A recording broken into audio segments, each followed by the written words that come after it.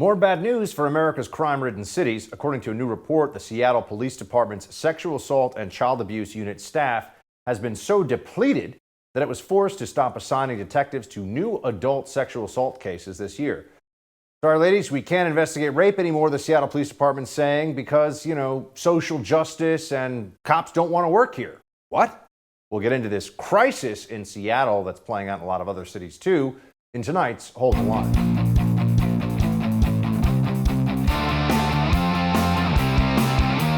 Welcome to Hold the Line. I'm Buck Sexton. The Seattle Police Department has some serious staffing issues, and this has led to a report in the Seattle Times that they can't even assign investigators in a timely fashion to deal with new sexual assault and rape claims.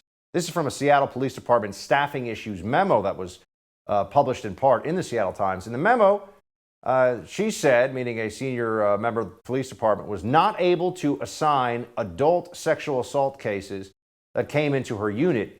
Cases involving children and adult cases that had a suspect in custody. A fraction of adult sexual assaults reported to police were being prioritized. The unit just had too few detectives. Not enough detectives in order to figure out, in order to tackle the problems of crime in that city, which of course have gotten worse in Seattle the last 2 years, just like everywhere else, just like just like New York, of course, and Houston and Chicago and St. Louis and Phoenix and Atlanta and Detroit and name a city. Why is it all getting to be so much worse? 20%, 30% increases in overall crime, some cases 40 or 50% increases over a 2-year period. What the heck is going on? Well, in Seattle, we can trace it back pretty closely to 2020. Here was Seattle City Council President Lorena Gonzalez during an interview talking about defunding the police. Watch. What did end up getting cut from the budget? What we ended up looking at as a strategy is first and foremost, how can we prevent the police department from continuing to grow? We reduced their hiring budget by about $6.1 million in the form of transferring divisions out of the police department to make them a true civilian function. So it's a combination of cuts and transfers that led to a 20% reduction of the police department's budget. A 20% reduction of the police department's budget. Well, guess what? Over the last 2 years, the city of Chicago has seen a 25% drop in the number of officers. And when you have a 25% drop in the number of cops you have in a city of over 1 million people, you've got a problem on your hands, don't you? And that's exactly what we're seeing now. Wasn't this the most predictable, most obvious thing anybody could have ever imagined? You slash the number of police. We're not talking about changing police training or looking at whether they're using a banned chokehold or whatever the latest issue is. The moment we're talking about just saying, no, you're going to have 25%, 30% fewer cops total. That's going to make people safer as crime was already rising. Does any intelligent person believe that? Well, here's a flashback. The City Council President Lorena Gonzalez of Seattle was asked, will defunding police harm public safety? Watch. Is there a danger of defunding the police before these other programs that are supposed to fill that gap, before they're built up fully? Is there a risk to public safety? I mean, the crime is going up in the city, right? It's important for us to remember that we are dealing with all of this amidst a global pandemic that has created mass historic levels of unemployment and has increased poverty for many people. And so I think that oftentimes results in an increase in crime because people are trying to survive. I want to be mindful of that, but I also want to be mindful of the fact that there are victims to serious crimes in our city. And as a city, we have a responsibility to make sure that if they are in crisis, they have a appropriate response to that crisis. Yeah, the pandemic was causing the rise in crime. The pandemic would be responsible. They said, no, not true. Data doesn't support it. Not the case. And in fact, as we've left the pandemic mostly in the rearview mirror, crime has continued to go up in cities all across the country. What the heck is going on? Well, we know, of course. The left, the Democrats, decided that the demands of social justice, the demands of racial justice, meant that we must have fewer police.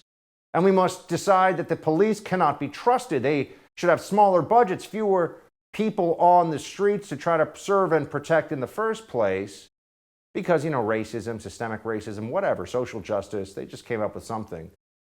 And the results are now apparent for all to see. Police say that in Seattle, they saw major increases in crime in 2021 versus 2020. Overall increase in crime by 10%. Violent crime increased by 20%. Property crime increased by 9%.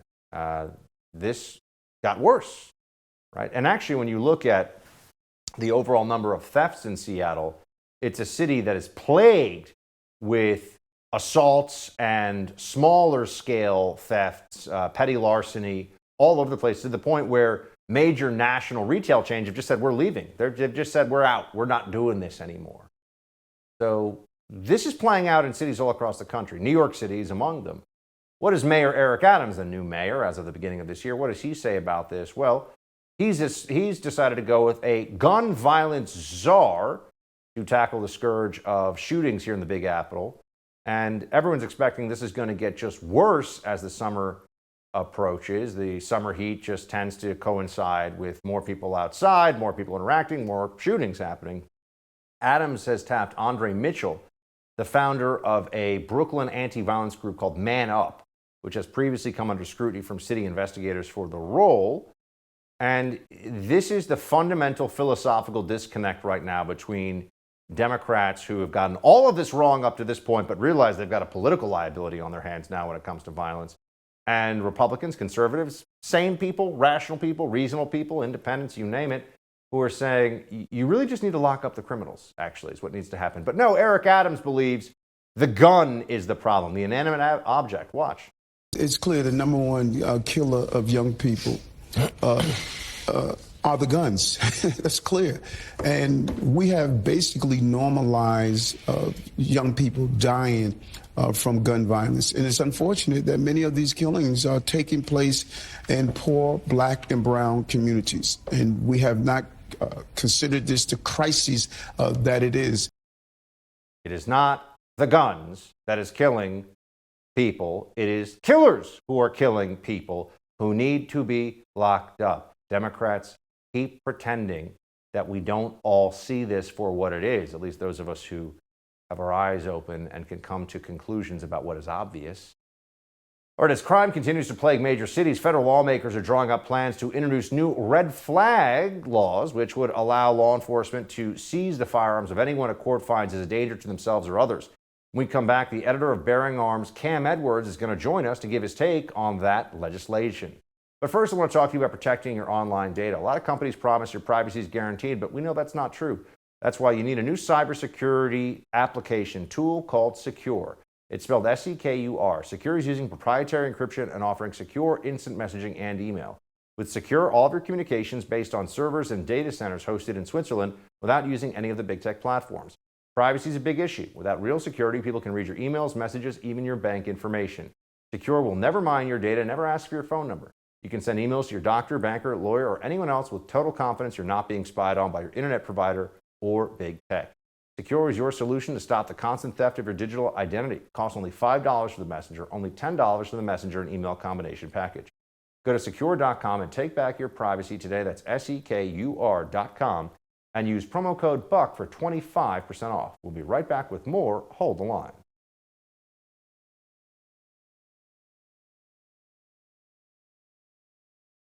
As states around the country are working to pass gun control laws, federal lawmakers are preparing so-called red flag legislation, which enables law enforcement officials to temporarily seize firearms from people who are seen as a threat to themselves or others with a court order.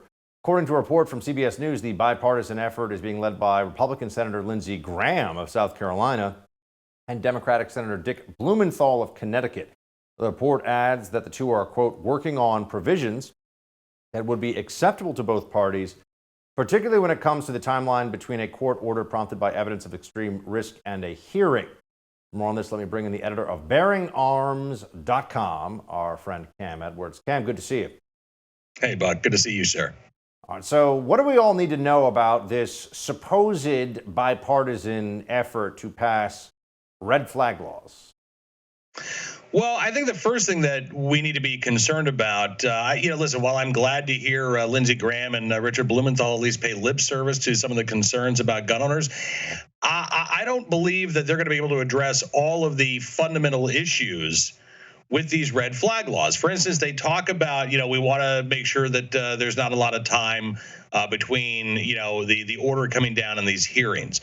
But what most people don't understand is that there are generally two hearings that are held when a red flag petition is put in place. The first is generally an ex parte hearing, where the subject of that petition is not even there. They may not even be aware that an order has been filed.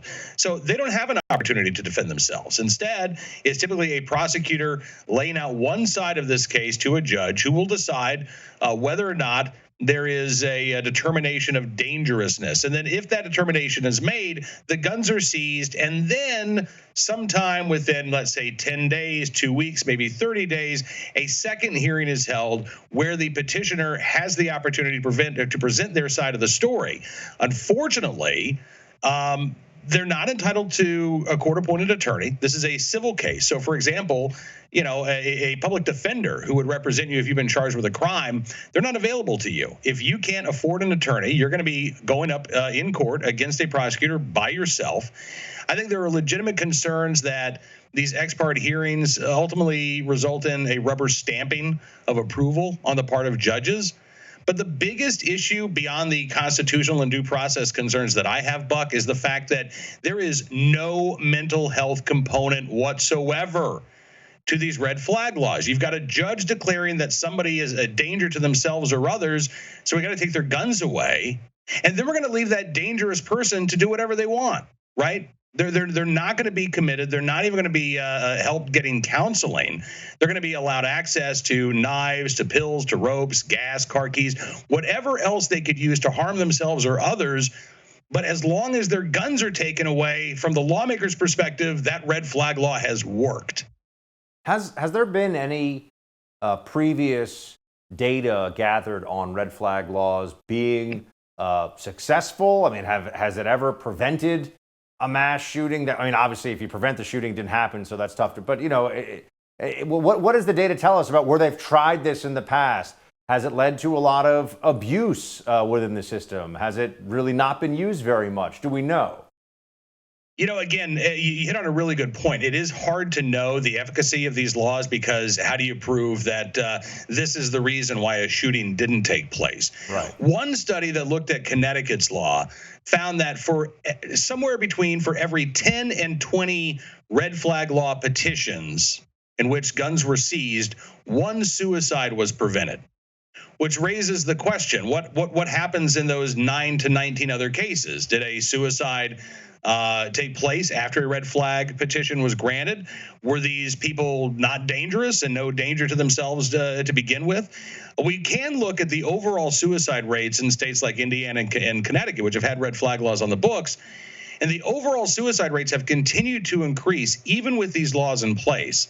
So if the Connecticut study, which I think is the study that shows, the most effectiveness of these red flag laws, shows that maybe in 5 to 10% of these cases, a suicide is prevented. I would argue that there are much more targeted approaches that have a much better chance of success that don't involve putting new laws on the books, that involve actually fixing a broken mental health system, which we have in every state around the country, as well as, volunteer grassroots efforts. There's a great group out there called Walk the Talk America that is designed specifically to talk to gun owners, get them access to mental health treatments before there is a crisis. And if we're able to think outside of the box, I think, and work on these types of things that encourage people to get the help that they need, to remove the stigma around mental health treatment, I think that's going to be much more effective than simply trying to take guns away from somebody who's supposedly dangerous and thinking that solves the problem. In the aftermath of the Uvalde shooting, Cam, there's been some discussion also about hardening schools, which prominent, of course, in those processes would be posting armed security. Here's what White House Press Secretary Karine Jean-Pierre said about the hardening of schools and the Biden administration approach. Listen. when it comes to schools, and I don't know what he said specifically about schools. I know there's been conversation about hardening schools. That is not something that he believes in. He believes that we should be able to give teachers the resources to be able to do the job that they're meant to do at schools. Okay, that wasn't even really much of an answer about anything, but what do you think about teachers being able to conceal carry, having armed resource officers? You know, what do you think, Cam, in just the broader sense, what might actually help? What will make schools safer that isn't just a thumb in the eye of lawful gun owners from the left or some kind of panic maneuver pushed by emotion through the media? What should we actually consider, if anything? Yeah, well, first of all, I don't think that there is a one-size-fits-all solution. Armed teachers, I believe, makes sense. There have been some research conducted by the Homeland Security Institute at Purdue University.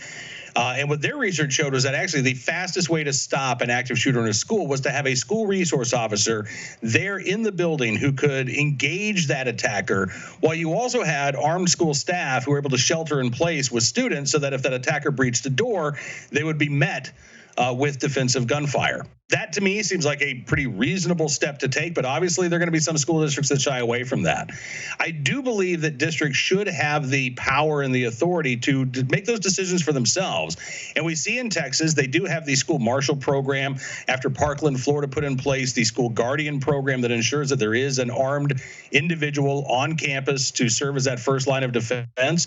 But we also do need to be talking about simple things like making sure that, you can't get unsecured access to a school. We need to make sure that there is a quick point of exit if need be, as well as perhaps, again, limiting those points of entry for strangers. This is a decision, and these are talks that every school district around the country is going to have, and the decisions that they come up with are honestly the best decisions are going to have to be made on a school-by-school, campus-by-campus basis. Cam, always appreciate your perspective and expertise, sir. Good to see you. Good to see you, Buck. Thanks. A disappointing conclusion to the trial of Michael Sussmann this week, as the former Clinton attorney was acquitted of giving false statements to the FBI in 2016. Former Defense Department official Kash Patel gives his take on the verdict after the break. Right now, I want to talk to you about defending your home. I don't know if you saw this yesterday, but there was a recent story about an Arizona real estate agent that found the home she lived in was listed for sale. Problem was, she wasn't selling her home. She was the victim of home title fraud, a devastating crime happening all over the country. According to the experts at Home Title Lock, the crime is incredibly profitable and hard to detect.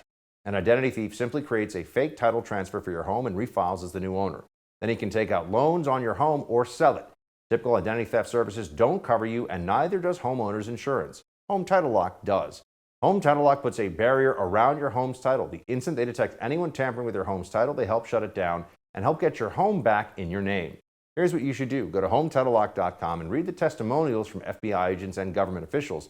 Then register your address to see if you're already a victim and don't even know it. And when you protect your home, tell them Buck Sexton sent you for 30 free days of protection. HometitleLock.com. That's HometitleLock.com. Kash Patel joins when we return.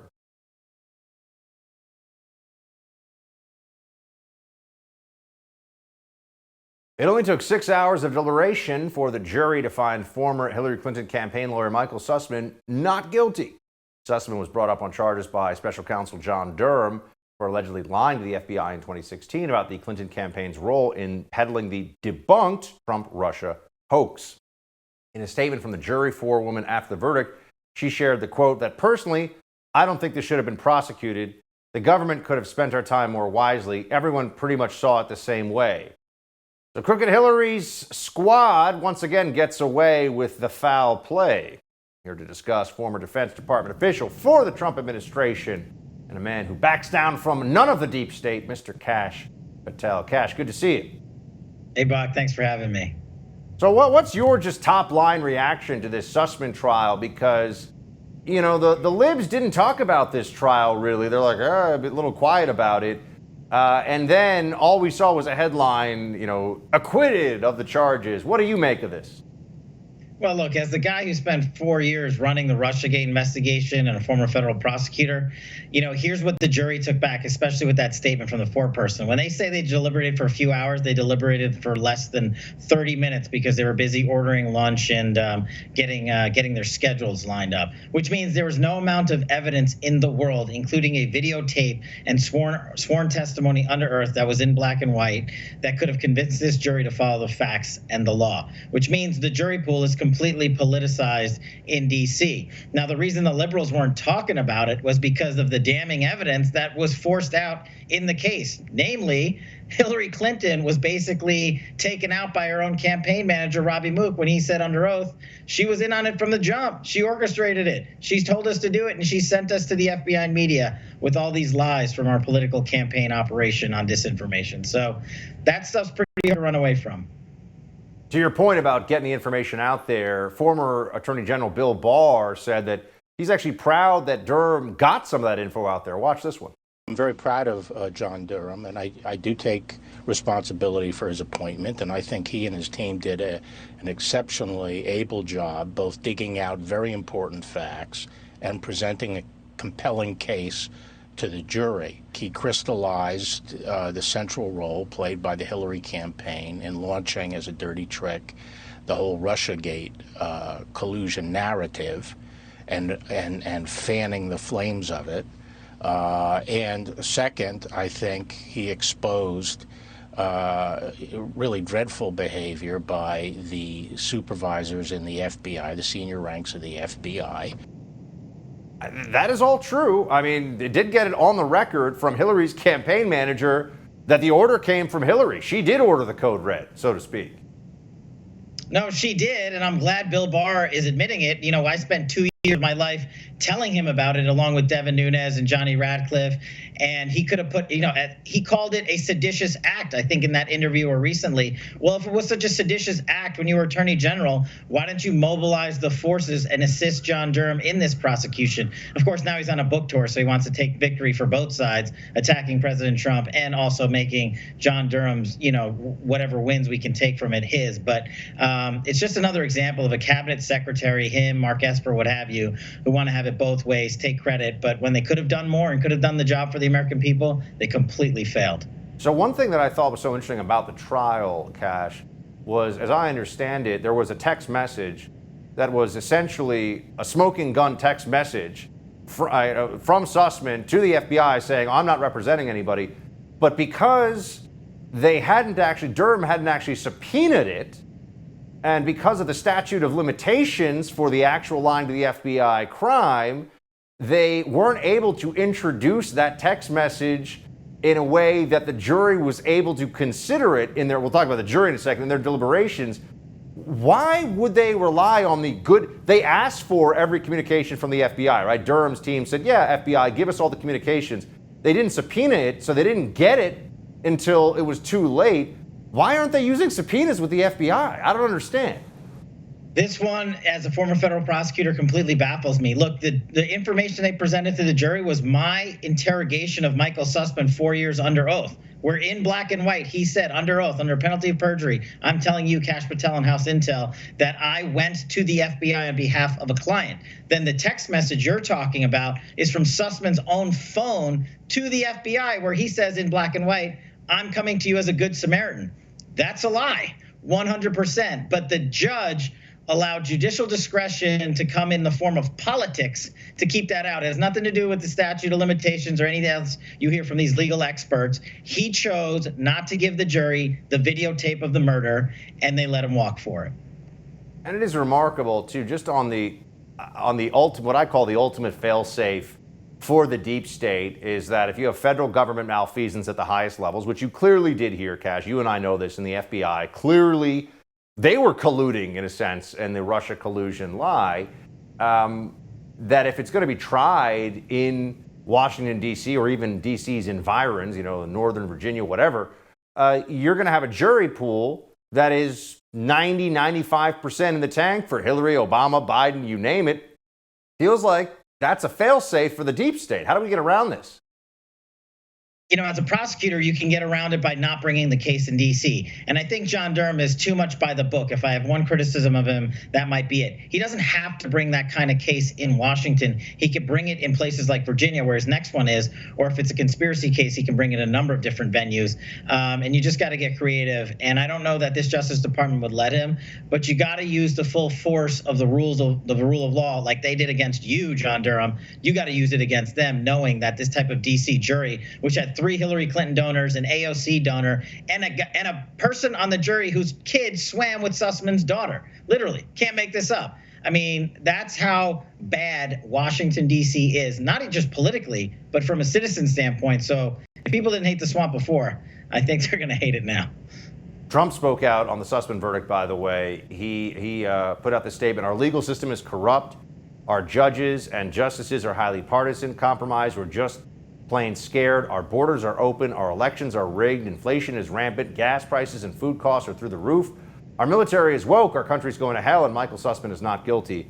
How's everything else doing? What do you think?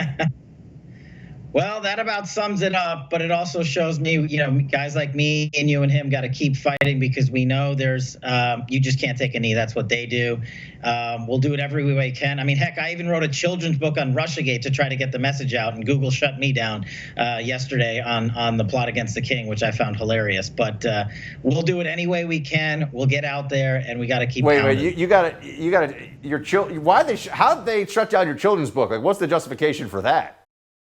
Oh, they didn't have any. The children's book became #1 and number 15 overall in the country. So Google's ad campaign that we had, they shut down not just the plot against the king, the entire publishing house that uses the brand to put out children's book on the Constitution, on freedom of speech, on government, and how this country was founded. And they provided as a reason, they said, we have received a number of complaints about your book, so we're shutting down your ad campaign in its entirety. And on top of that, Amazon followed suit and said, literally, they said there's too many good reviews for your book, so we're going to shut down the reviews for your book.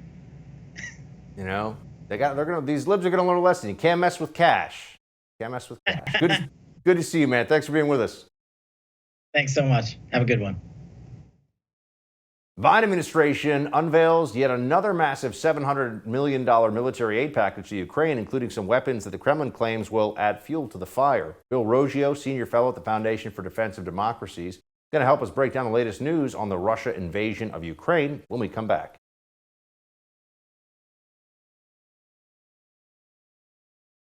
President Biden directed the drawdown of an additional $700 million in weapons and equipment from the Department of Defense inventories. The capabilities in this package are tailored to meet critical Ukrainian needs for today's fight, including requirements for rocket artillery. This authorization is the 11th drawdown of equipment from DoD inventories for Ukraine since August of 2021. The capabilities in this package include high-mobility artillery rocket systems, or HIMARS, and guided munitions with a range of up to 70 kilometers. Yet another care package from Uncle Sam will soon be on its way to Ukraine to help them fight off the Russian invaders. The Biden administration unveiled another $700 million in aid in the form of artillery and long-range rocket systems to help the Ukrainian military slow down the Russian army. Russia is not taking this new package lightly. One official saying the U.S. is, quote, adding fuel to this fire by sending longer-range rockets. So how many care packages are we going to send, and how long will Russia allow us to get away with this before they wind up taking action against the United States? Join me now to discuss senior fellow at the Foundation for Defense of Democracy's Bill Roggio. Bill, thank you, sir. Thanks, Buck. It's always a pleasure. All right, we're sending over now a whole bunch of new rockets. I'm hearing that these are pretty advanced. What are they? Why are we sending them? How are they going to change things? And how pissed off are the Russians going to get over this one? Yeah, I think to answer your last question first, I think the Russians are going to be pretty upset over this one. These are guided rockets that can launch larger warheads. They're putting more explosives and at greater distance, more than twice the amount of the artillery pieces that we had sent, those howitzers that we had sent earlier. So that you could launch these at about 40 miles. They also are highly more mobile than artillery pieces. Artillery pieces, you got to take them off the back of the truck and put them down and then fire them. Whereas these, you can basically drive your truck up and push a button and fire. They're often are guided as well. Some using the GPS. So these are definitely more advanced. It will help the Ukrainians. The question is, will it help enough? That's what we're going to find out. And are they reaching the battlefield in a timely manner and at the same time? And also, there's an issue here of training the Ukrainians to actually use these and not just use them, but use them effectively. These are the questions we're going to be finding out as the next couple of weeks and months advance. I mean, this is added to an already considerable amount of direct U.S. assistance to the Ukrainians. CBS News reported that overall the United States has committed approximately $5 billion in security assistance to Ukraine since the beginning of the Biden administration, including approximately $4.5 billion since the Russian invasion on February 24th. So we're sending billions, and this is when this is security assistance, right? We're basically talking weapons, communications equipment, body armor, right? And we're talking about battlefield stuff. Is this has this been essentially a game changer from the perspective of the Ukrainian resistance? I mean, how much are we giving them relative to other NATO partners, and how reliant are they, Bill, on what U.S. taxpayers are funding here in this fight? Yeah, it's as far as how much we've sent more in aid in military aid than all of Europe combined. This is a European problem first and foremost. The Europeans really need to up their game and be sending more, be spending a lot more. The Europeans are the ones most concerned about what is happening here, and they really need to be spending a lot more money if they believe that it's in their interest to keep the Ukrainians fighting off the Russians. How effective it's been, I think it was effective in and around in the Kiev, where the Russians failed and around Kiev. The Russians also made mistakes, but now the Russians seem to have regrouped. They've changed their tactics. They're operating more closely to their doctrine, bringing up the artillery, pounding locations, concentrating fires. And they're having success with this. The Ukrainians are losing a lot of troops. President Zelensky estimated 50 to 100 a day. That is significant for a country the size of Ukraine. And they're losing ground, steadily losing ground in the east. Almost all of Luhansk province, one of the two provinces in the Donbass, is under Russian control. They're losing ground in Donetsk. And the Ukrainians are only able to fight or to launch limited counterattacks. The question here that we have to ask is, at what point do we need to turn to negotiations? And as we continue to pour weapons into Ukraine and spending hard-earned taxpayer money at a very difficult time, at what point is it going to matter? Are the Russians going to continue advancing? Are the Ukrainians going to continue dying in large numbers? We have to start considering other options here. Bill, what is the latest on there's one city, right, that the Russians have, a major city in the east that they are almost in full control of? I know Mariupol, I believe, has fallen. Well, just tell us, you mentioned territory, they've taken more in the Donbass. Key cities and cities of strategic importance, where does that stand on the battlefield? Yeah, there's a city called Severodonetsk. It's right on the edge of Luhansk province, and the Russians have taken control of 70% of it. And not just that, but they're creating a salient, or they're creating a pocket that they're very close to closing. And there's thousands, perhaps 10,000 Ukrainian troops that may be trapped within this pocket.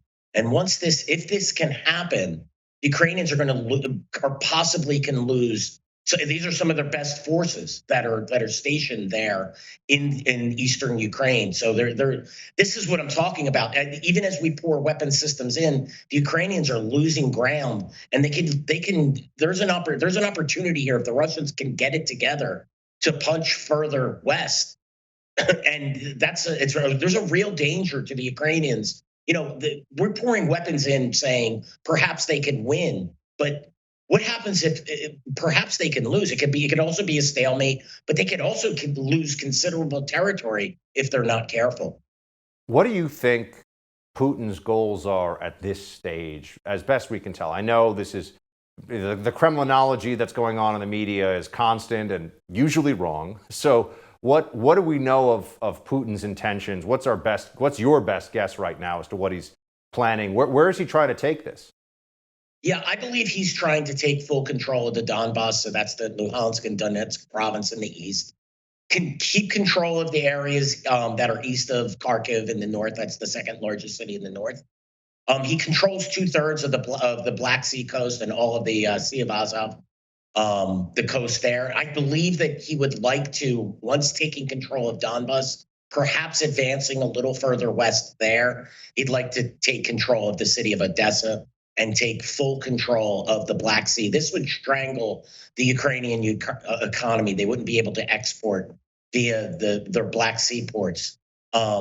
Sending it over rail is significantly, I believe it's like 3 or 4 times higher, if not more, than shipping it overseas. Also just wanted to know, I mean, here's President Zelensky claiming that Russia has removed 200,000 children from their country. Watch this. В регіонах мета цієї злочинної політики не просто вкрасти людей, а зробити так, щоб депортовані забули про Україну і не могли повернутися. Але маємо знайти відповідь і на цей виклик, а також забезпечити, щоб усі, хто вбивав, катував або депортував українців, відповів за свої дії. Невідворотність покарання – це той принцип, якому Україна точно навчить Росію, але передусім маємо навчити її на полі бою тому, що Україна не підкорити, що наші люди не здадуться, а наші діти не стануть. So just real quick before we go, what is this forced deportation of children from Ukraine into Russia? Well, we have to remember there's an intense propaganda war being waged by both sides. It's difficult to confirm what he is saying, but I have no doubt that the Russians have conducted forced deportation. 200,000 children, that's a significant number. I'm a little skeptical of that, but if it's 100,000 or 50,000, whatever that number is, look, Putin what the Russians are doing is evil, and it needs to be stopped. We need to support the Ukrainians. We just need to be wise about how we do this. Bill, appreciate you joining us. Good to see you. Always a pleasure, Buck. Thank you. Former White House COVID task force member Dr. Deborah Birx is back on TV, this time saying mandates are used because the CDC doesn't want to explain the science. We've got the video for you in tonight's Quick Hit. Stay with us.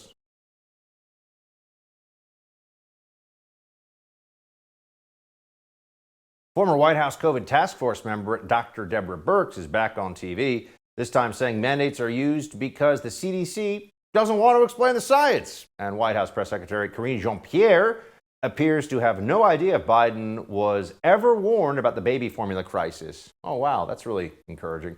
It's time for Quick Hits. Let's start with the Chanel scarf-wearing tyrant, Dr. Deborah Birx. You remember she was right along there with Fauci. They were kind of a duo, Tango and Cash, Birx and Fauci, but, more like Stalin. And she was part of this whole thing, and it's fascinating to watch how she self-justifies the horrifically wrong and awful policies pushed by the atrocious CDC and NIH and all the rest of the public health apparatus as, because we just wanted to or something. Watch. Mandates should never be an excuse for not empowering the American people with the knowledge that they need to understand why masks work and why they should be used in certain situations. And I think sometimes we use mandates because we don't want to take the time to explain the science and the data and really have people understand who should be using them and why they should be using them. No, masks don't work. Sorry. Even the New York Times is printing stories saying that mask mandates don't do a damn thing. So they don't work. You can keep saying they work, but the way people wear them doesn't actually work. And the way people live their lives doesn't actually keep them safe from the virus. And most people have gotten the virus now anyway. So what was this all about? Atrocious. These people are loathsome in the public health apparatus. No one should ever listen to them again. They should all be fired. And their reputation should be ignominious, to say the least. Representative David Cicilline of Rhode Island says something about he says, I don't think there's a single incident of an assailant using an assault weapon that was stopped by a person with a gun. Watch. I don't think there is a single incident, and maybe there's one, but I've not found one, of an assailant using an assault weapon that was stopped by a person with a gun. So this is maybe there's one of the thousands and thousands and thousands of shootings.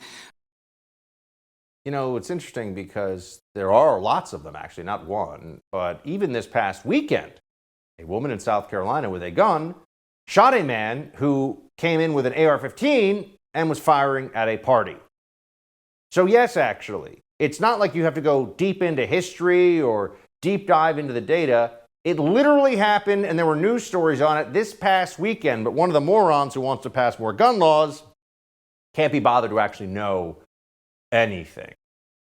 Speaking of morons who don't know anything, Joe Biden, when did he know that there was going to be a big problem here with a baby formula shortage? Well, when asked, Karine Jean-Pierre appears to not know when, if ever, Joe Biden was in fact warned about the baby formula crisis. Watch. So you did February 17th was the recall. February 18th, FDA issued instructions to states. Can we continue that through April? When did somebody call the White House to say this is a problem? You guys may need to get involved. So I could say that, again, the recall happened on the day one of the recall. We took action as a whole of government approach, right, with FDA, USDA, as I just laid out. And the president understands, again, he understands how difficult this is. He understands how challenging this is, and we have acknowledged that. Yeah, that's not good enough. Then a teacher explained how she's tried teaching second graders about non-binary, and they said, wait a second, that doesn't make sense. Watch. So today in Queer Teacher Things, one of my students asked about my roommate, because I know I have a roommate, and I told them their name, and they asked if my roommate was a boy or a girl, and I said neither, and they were like, no, Miss Brown, are they a boy or a girl? I was like, my friend, they're neither. They were like, well, do they have a boy name or a girl name? And I said, neither. And they said, well, do they wear boy clothes or girl clothes? And I said, what are boy clothes and girl clothes? And they go, you know. And I said, no, my friend, I don't know. What are boy clothes and girl clothes? And they said, well, what kind of clothes do they wear? And I said, well, they normally wear jeans and a t-shirt. And they said, well, what color is the t-shirt? And I said, all colors. And they said, well, that doesn't make any sense. And I said, it doesn't have to make sense. And then they walked away because they got mad at me. Yes, because they know reality, those second graders, and this teacher does not. That's it for tonight's Hold the Line. The No Spin News with Bill O'Reilly is next. Shields high.